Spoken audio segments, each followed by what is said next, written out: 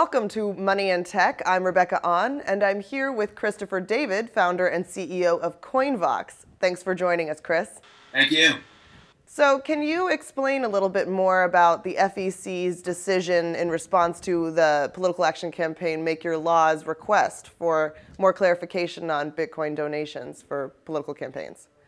So with the necessary caveat that I'm not a lawyer, I have just been studying this issue for months because our business is kind of based around it. This decision is very good for us, very good for Bitcoin.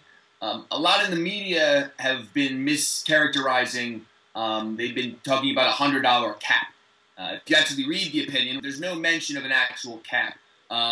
This document that the FEC passed yesterday is an advisory opinion. It's not any new rule, any new regulation. It was a comment, an opinion, geared toward this organization, Make Your Laws PAC, that put forward a specific use case asking if this would be legal under the FEC Act and all of the various regulations. And if you look in the report, it's 20 pages, it's not that long, anybody can really go through it. There's nothing in there that says that the FEC concludes that we only can raise contributions to $100. Every conclusion that the FEC comes to is about that the important one for our purposes in terms of the cap is that contributions in Bitcoin count as in-kind contributions. And the chairman of the FEC, Chairman Goodman, said after the in some of the exit interviews after the ruling that this did not establish any outer limit. This established that Bitcoin contributions count as in-kind contributions and have the same cap as everything else. So there's a little bit of confusion around that, but to have that clarified in writing for the first time now is basically a green light. So does this mean that any additional political action committees or campaigns that want to accept Bitcoin as political donations will be subjected to the limits already set for in-kind donations, which I believe is $2,600 for campaigns and $5,000 for PACs and unlimited for super PACs? Is that correct? Political committees that follow exactly what Make Your Laws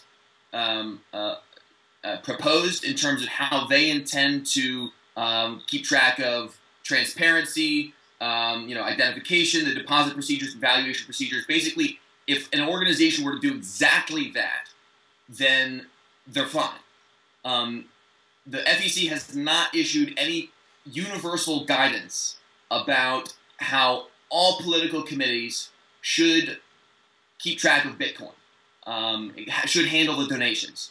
So it's like a conditional yes to Make Your Laws based on what Make Your Laws said they're going to provide in terms of compliance and some of these additional deposit handling features. So does that mean that we are still waiting on a broader statement from FEC allowing for Bitcoin political donations across the board outside of this specific Make Your Laws use case? No, we're not. The FEC is going to continue providing additional details about how donations should be handled as different concerns come up.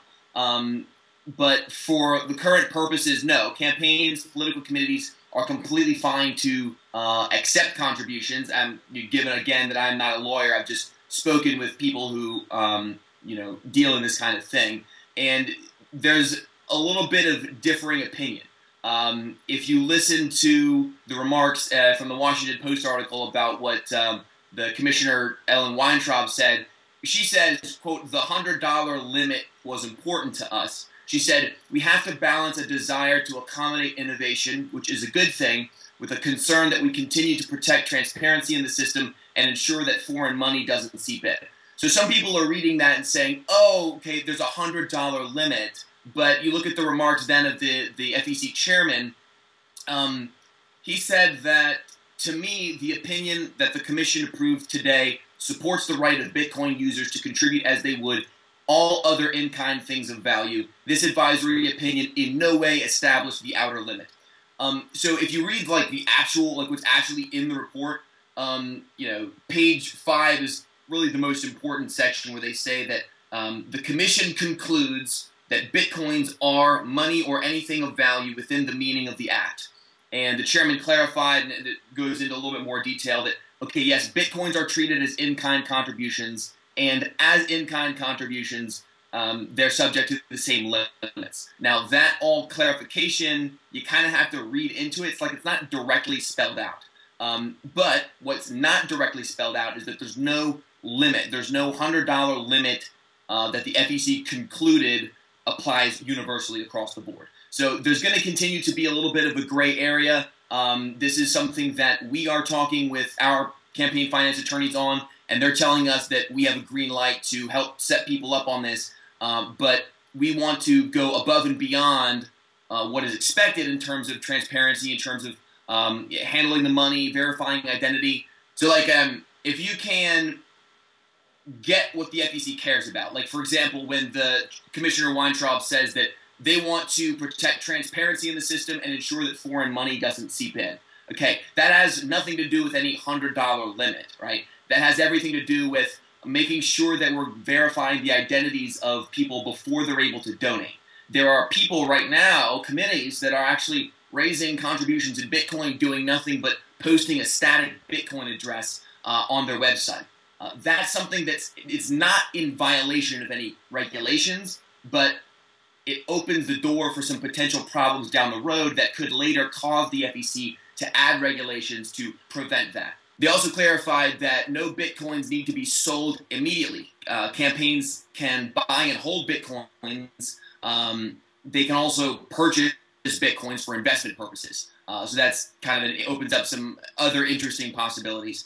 The one thing they said that committees cannot do that actually does apply universally, because they concluded it, was that political committees cannot spend Bitcoins on services. They have to transfer that into dollars before spending it. That was the only universal limitation that came out of yesterday's guidance.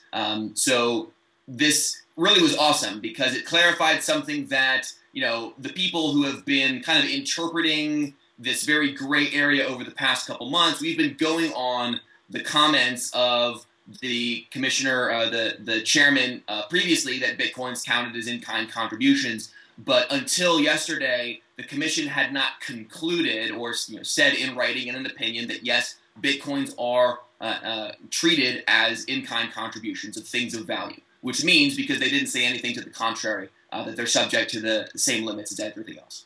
So this is really a good thing for political campaign donations. Would you say this is a step in the right direction? And what more do you think needs to keep happening? It's definitely a step in the right direction. Kind of the difficulty now is that candidates running at the state or local level still have to wait. Well, they don't have to, but they probably should wait for their local state board of elections to weigh in. Typically, state board of elections follow in the footsteps of the FEC. So there were some headlines in the past week about some candidate in Wisconsin being forced to return a $100 Bitcoin contribution because the State Board of Elections wanted to wait until the FEC weighed in. The FEC has now weighed in, so some states are going to kind of go case by case and issue their own guidance, and that's another reason why people would reach out to a company like CoinVox, is that we can connect them with the right lawyers who can answer their questions about that. So what is CoinVox doing now to help people learn more about this and start to accept Bitcoin?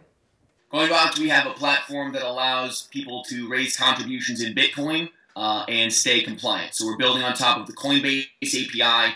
We've just got a very specific payment flow, payment widget, payment form that allows people to raise contributions in Bitcoin and actually one-up some of the compliance and disclosure kind of requirements and features that the FEC asked Make Your Laws to do. Well, that's fantastic. Thanks so much for joining us, Chris. Thank you. To learn more about CoinVox and the FEC advisory, see the show notes at moneyandtech.com.